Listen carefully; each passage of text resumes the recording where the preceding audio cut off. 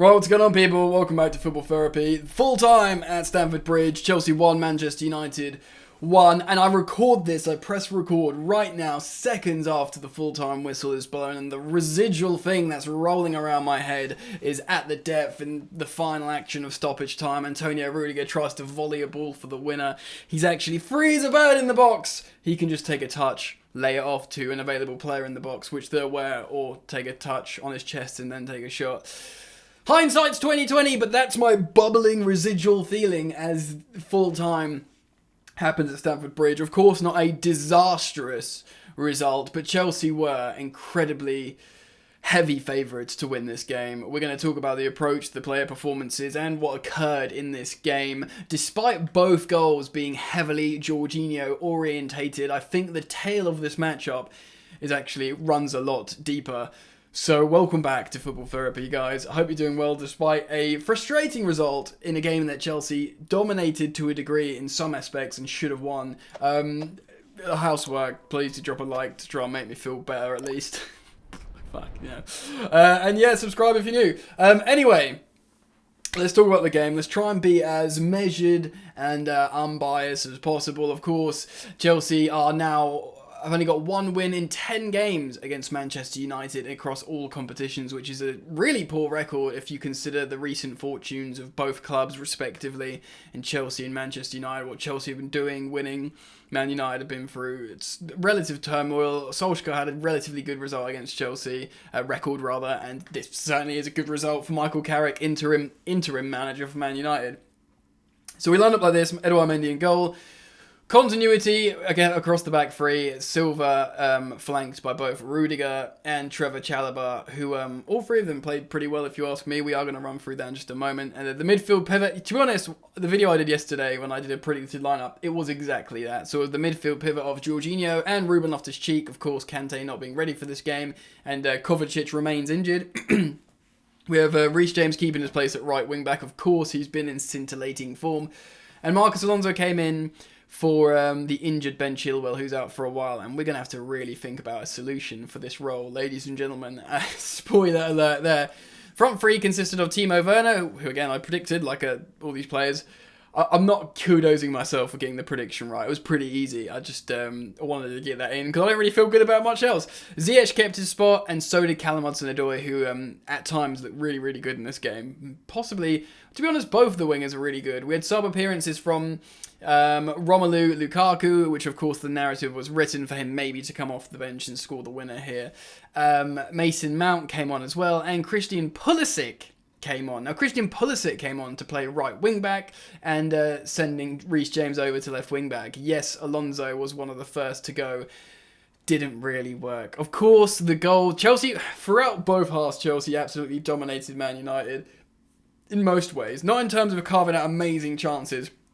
We had less than 1 XG at half time, despite playing so many passes in their defensive third and our attacking third.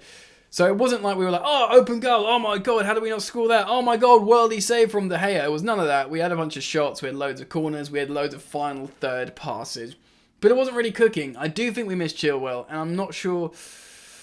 I think it was just one of those days. I'm not going to blame Anthony Taylor either, but there was this recurring narrative of this really poor record against Man United of late. Anthony Taylor refereeing, we've got loads of absentees, and it just felt like... oof. Do you know what I mean? Like, I just felt like, is this going to work? Chelsea dominated for loads, and when we got to half-time and we weren't winning, it really felt like we're not going to win this game. We are not going to win this game.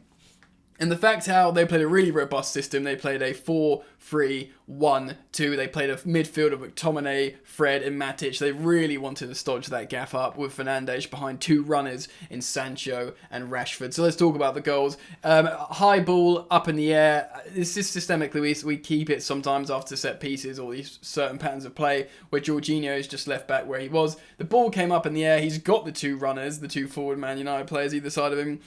Should have headed it or chested it, but he tries to take it down with a touch and scuffs it, and the two players break beyond him. Sancho is in possession, he's got a runner, but he just scores it, and he's in form. It's the second goal we've conceded this season in an open play, and I was worried about Sancho. Originally, before the game started, because of his matchup with Marcus Alonso, because he's obviously got a goal now for United. This was his second, and Alonso has not looked good. So, I was worried for the wrong reasons, not necessarily for the matchup, but, just maybe because he's confident and scored the goal. Jorginho, we win a penalty not too long later. Thiago Silva wins it in the box. Aaron Wan-Bissaka kicks through the back of him, and I was worried because Jorginho's penalty record for country isn't good of late, and he made that mistake. And after this mistake, when Chelsea conceded, his performance levels notably drops. Like, he was making little mistakes because, he's thinking, oh god, the pressure's on, what have I done to my team? Natural. I'm not going to hate on Jorginho. I don't think it's constructive. It was one of those things, the ball was coming down vertically. Yes, he probably should have tried to head it, but it was a hard ball to take in terms of how balls can come down at different angles. It's one of those things, Mendy nearly made an absolute howler later on as well to concede a potential winner for Man United, just passing the ball to Fred. Unfortunately, Fred tried to some dumb chip and he just caught it. But that was like, if we conceded those 2 goals and lost to Man United, that would have been the biggest meme ever. But it's 1-1.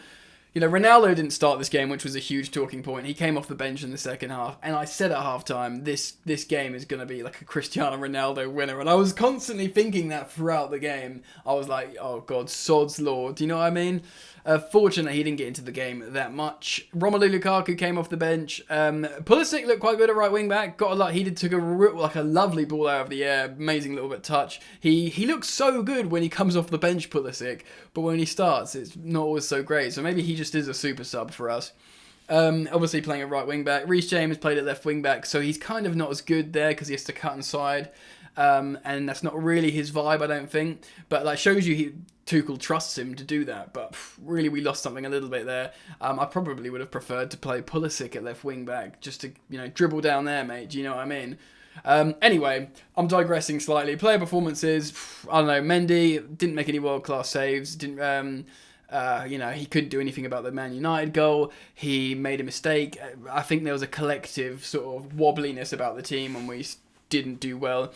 The centre-backs were all fine for me. Obviously, Thiago Silva won the penalty. Rudiger, he could have scored the winner, but we can't, he scored a few goals. He scored a few goals for us recently. We can't really put that on him. Defensively, the centre-backs were fine for me. Midfield, Ruben conceded possession in a high-profile time early doors, but later on he showed what he can do. He wasn't at his best, but he had these good moments. Jorginho scored the penalty, great, obviously made the mistake and was a bit wobbly after the mistake, so perhaps the midfield wasn't great for us. Ziyech I actually thought was pretty good, not amazing, and he had frustrating moments, but he did make those passes. He does try those things, and if he doesn't try them, who else is trying them? I thought Hudson-Odoi was probably the best attacker on the day, fearless in that first half, just constantly running at Aaron Wan-Bissaka, just completely not phased. He was like, yep, I'm going to walk this into the box and there's nothing you can do about it. Probably had a moment when he should have laid off to Timo Werner and he took the shot on. De Gea made a great save.